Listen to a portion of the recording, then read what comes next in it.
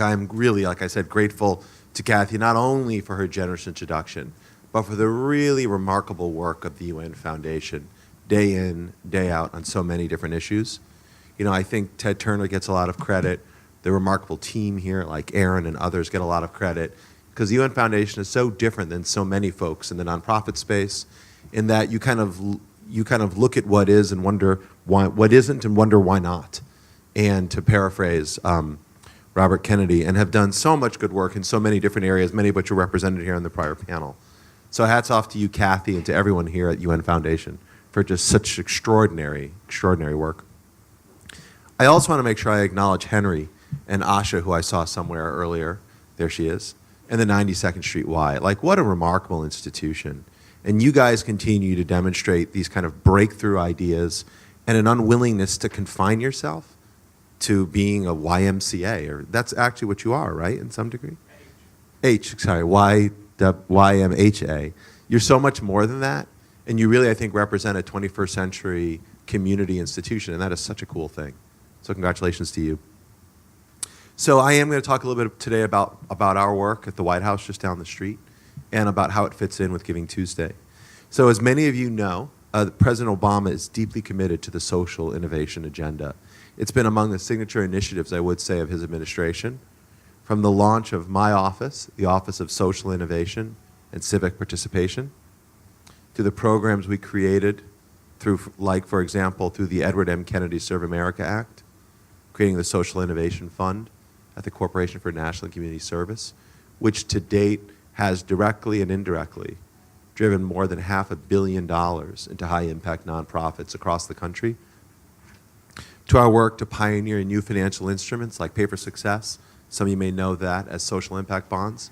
We've sort of been able to cultivate more than $50 million worth of social impact bonds, a number that I expect will grow by orders of magnitude in the coming years.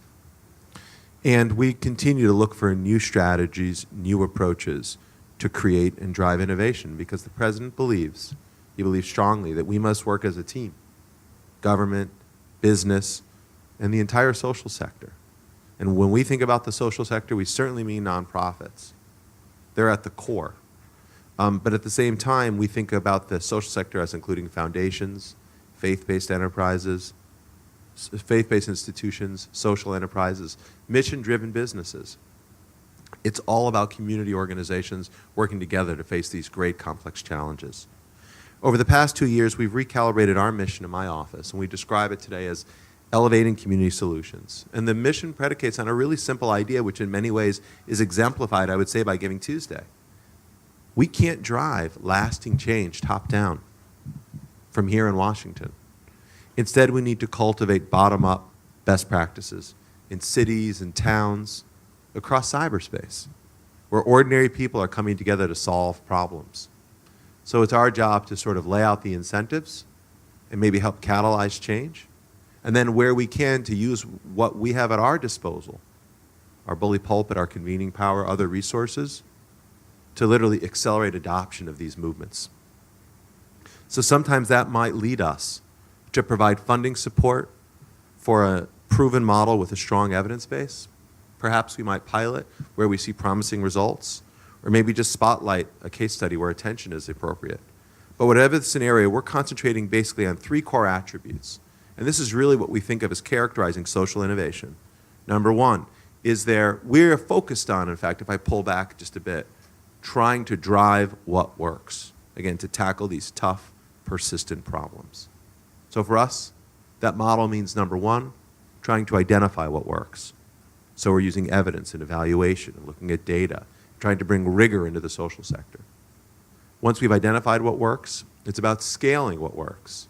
And so we look to cultivate these cross-sector approaches to drive adoption. And once we've identified and started to scale what works, we want to sustain it. And therein we look to advance market-based models that can drive real sustainability and endure long after government pulls back.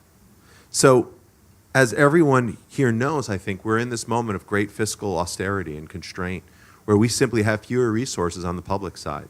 And in this moment of economic recovery, we face challenges because we see, despite Giving Tuesday, that charitable giving has basically plateaued. And in fact, it's down in certain sectors.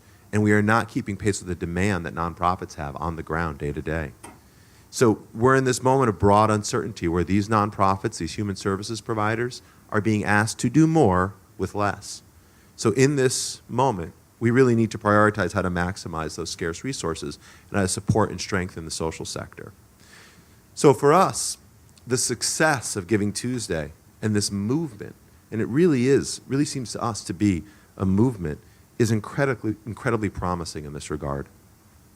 You, the people in this room, the organizers, the participants, the people hopefully watching on the webcast, have helped to demonstrate the power of social media and other forms of technology as force multipliers to increase the flow of resources from the bottom up. Not to maybe just crowdsource or crowd fund, but to really crowd direct and to help bring some cohesion and prioritization in ways that are positioned to create long-term positive social change at the local, state, and national levels. So we see the technology as a really effective tool, and I think Giving Tuesday has cemented social media as the front lines of this new promising philanthropic frontier. Considering that Giving Tuesday was only established in 2012, and if you just pause there for a moment, that is just remarkable. When I think about the degree of penetration you've achieved in such a short period of time, the progress is just astounding, and the success as measured by the dollars moved and other metrics is just incredibly impressive. It's something we have watched from the White House. The reason why I'm here today is we are intrigued and want to think what we can do to help increase this drive for impact. So when I say progress, what do I mean? Well, we look at the fact that not only did the number of organizations who participated this past year quadruple since 2012 with more than 10,000 companies, charities, and other nonprofits involved, the amount raised online represented a 90% increase over the prior year. I think you probably have talked about some of these stats before I got here. To think that you nearly doubled from 12 to reaching 21 million is amazing. And the fact that the size of the average contribution increased 40%. No effect, largely encouraged by the engagement through social media. I mean, this is in the business space, particularly in like the retail space. You are looking at ticket size, and you're trying to increase the spend, if you will, at the register. So the fact that you're able to increase your size per transaction by 40% year on year is remarkable. And we're impressed that over 1.2 million people like Giving Tuesday and nearly 500,000 tweets used the hashtag this past December. But we are particularly intrigued, and I don't know if you discussed it before I got here, Henry, but with what happened in Baltimore. Did this come up yet? So we look at that, this Be More, Give More effort as being something really worth watching. We think, is that Baltimore? There you go. Well, here's to Baltimore.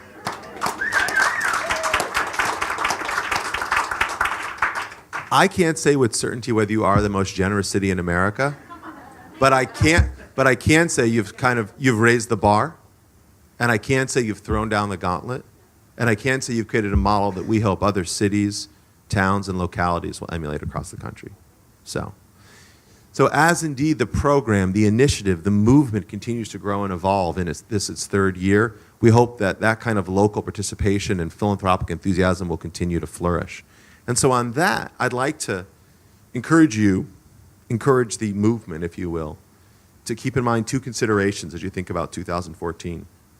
And by the way, the very fact that we're here in March, planning for November, is in and of itself, I think, an indication of why you are successful. Because that effort at being planful and looking ahead is, preparation is the best form, I think, of it's the best thing that you can do to increase the odds of success. But so two considerations that I want to raise to build upon some of the stuff that was said on the prior panel. Number one, we are really trying to drive a conversation with the social sector about shifting from outputs to outcomes. And so if you look at our Social Innovation Fund, if you look at Pay for Success, if you look at impact investing, if you look at some of the push we're making with long-standing programs like AmeriCorps, even the Peace Corps, it's shifting from a conversation about focusing on inputs, how big is your budget, to impacts. How did you create enduring change?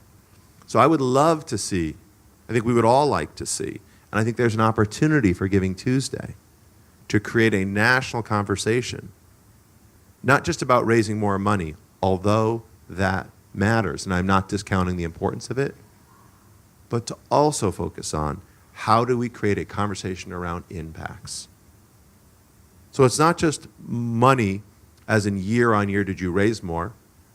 Year on year, did you increase the size of the donation? Although I just told you those things matter.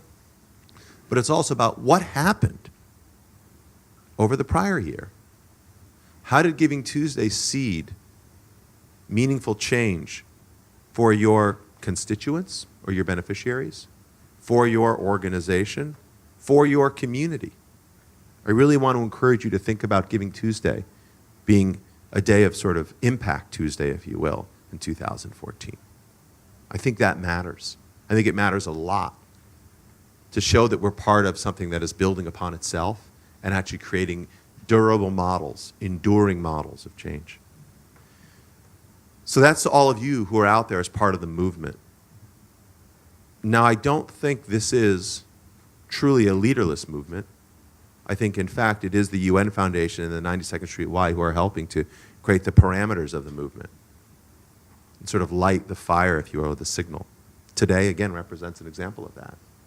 So to you, I would say, I think you can help with this movement. You can help inspire this movement to shift toward not just outputs but outcomes by standardizing some measures, by creating some points of light, if you will, to use a term, that sort of make it easy for folks to know what to measure on the ground, by giving suggestions and maybe standards.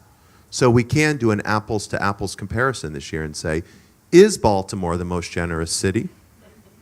That was last year's question. This year's question is Baltimore the most impactful city? And this is how we're measuring impact. So I think for this movement to really flourish and to create fundamental, long-term change, you've already started to do that.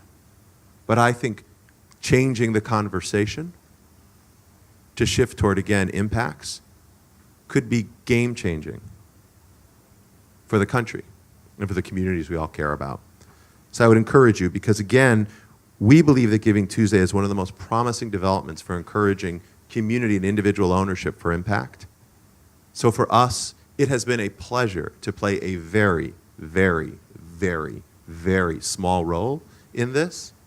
And we hope that our role can grow as you grow, because it's our job, like I said, not top down to drive innovation, but to sort of encourage bottom up, to encourage bottom up innovation and create the conditions in which all of you can do the great work that makes all this so important.